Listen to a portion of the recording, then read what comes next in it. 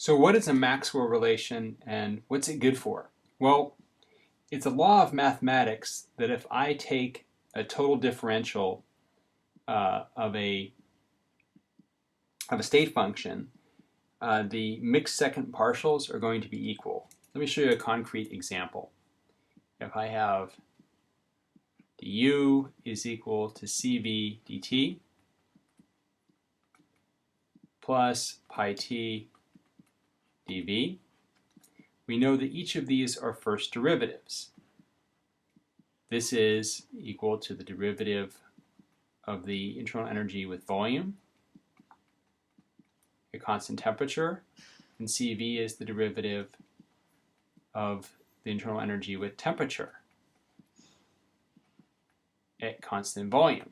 Okay, well, this is a derivative with respect to temperature. If I take the derivative of this whole thing here with respect to volume, that would be a mixed second derivative because I took the derivative first with respect to temperature and then with volume.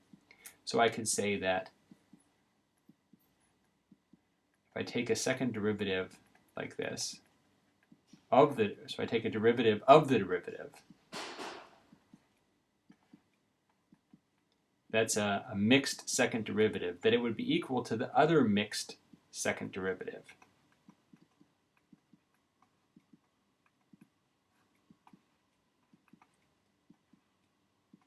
So in other words, order doesn't matter. I can take the derivative with respect to volume and then temperature, or temperature and then volume. In either way, I should get the same answer, though they should be equal to one another.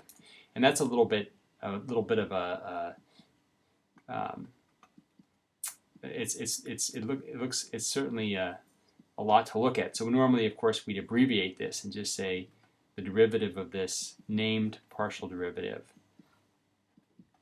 is equal to the derivative of this other. I did that in the wrong order, didn't I? Yeah, the first one was CV. So I could say the derivative of CV with respect to volume at constant temperature would be equal to the derivative of pi t with respect to temperature. Okay, and the great thing about these relationships is they're not intuitive, right? It's not intuitive that if I change a system's volume and see how that affects the constant volume heat capacity, that's going to be equal to how the pi t, which is of course a measure of the IMF strength of a system, changes when I change the temperature. So it reveals all these relationships that would otherwise be invisible to us. Now this is not really a Maxwell relation because although it's true, that name is reserved for a special class, and that's ones where we take these functions, and I'll write them all down here. And you should get good at writing these because these equations I'm writing here really need to just be engraved in your heads. These are the differentials we developed just a few days ago. So dg is minus sdt plus vdp. And dA is minus sdt minus pdv. dH is going to be TdS plus vdp. And du is going to be TdS minus pdv. Okay, and there's a certain symmetry here, and I actually try to write it in such a way that you can see the symmetry that will help you memorize it, right? There's always a positive TdS term or a negative STT term and so on.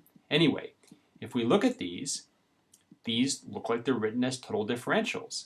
And so that tells us that, well, let's just look at the Gibbs function for a second. It tells us that entropy must be a partial derivative of the Gibbs function. And it is. It's the partial derivative of the Gibbs function with respect to temperature, right? And it must be that volume is going to be a partial derivative of the Gibbs function.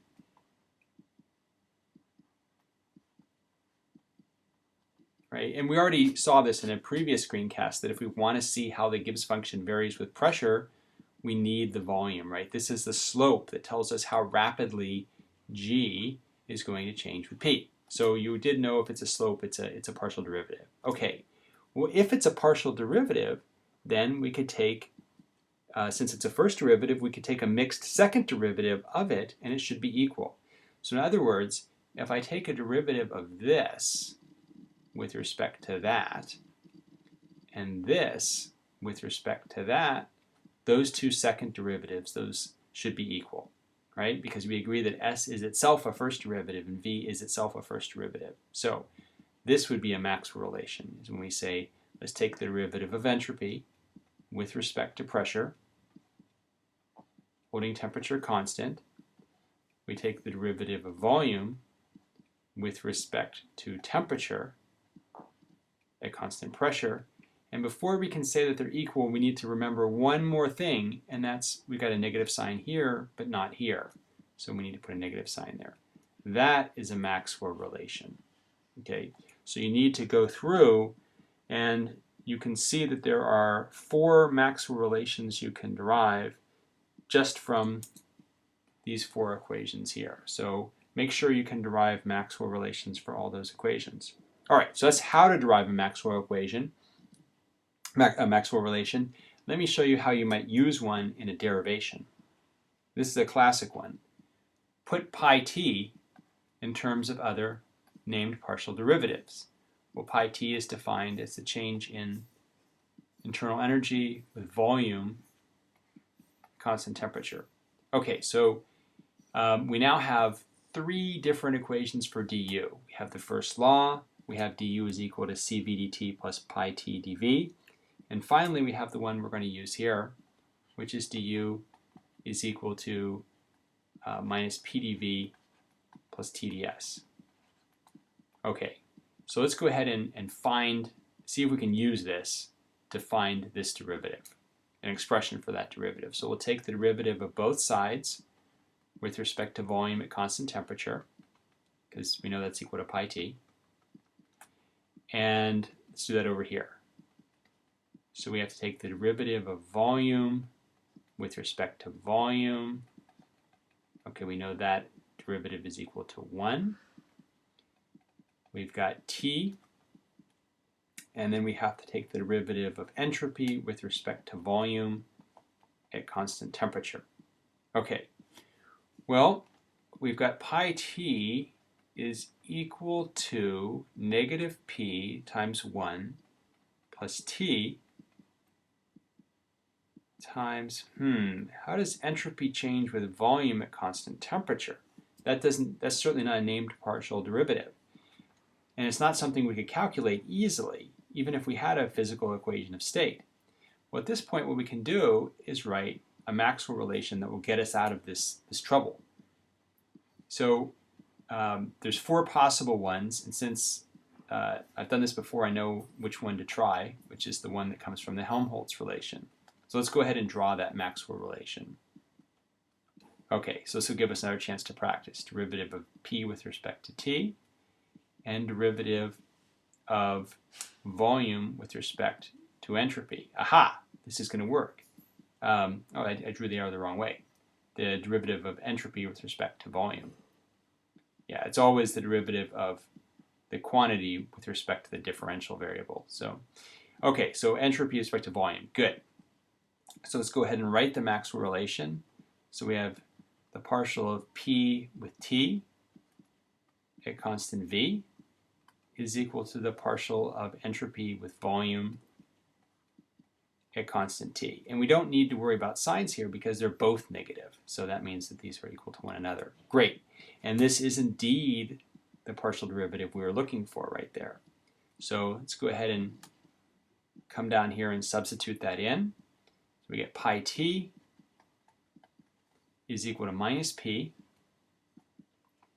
plus t times, well, we'll just substitute this partial derivative for that one. So we get the derivative of pressure with respect to temperature at constant volume. And at this stage, we could say, all right, well, if we have a substance, we just write out the physical equation of state, take this derivative, plug it in, and get that. And you can do that as an exercise for an ideal gas. I think you know what the answer will come out to be for pi t, but you should verify that.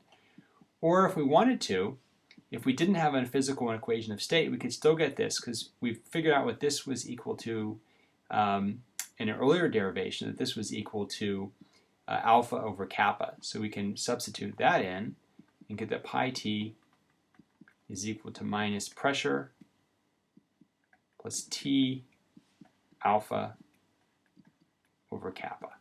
And of course, if we have something like a solid or liquid, we can look up the expansion coefficient and the isothermal compressibility, plug those in at a specific temperature and pressure, and get our pi t. So notice we couldn't have done this without a Maxwell relation.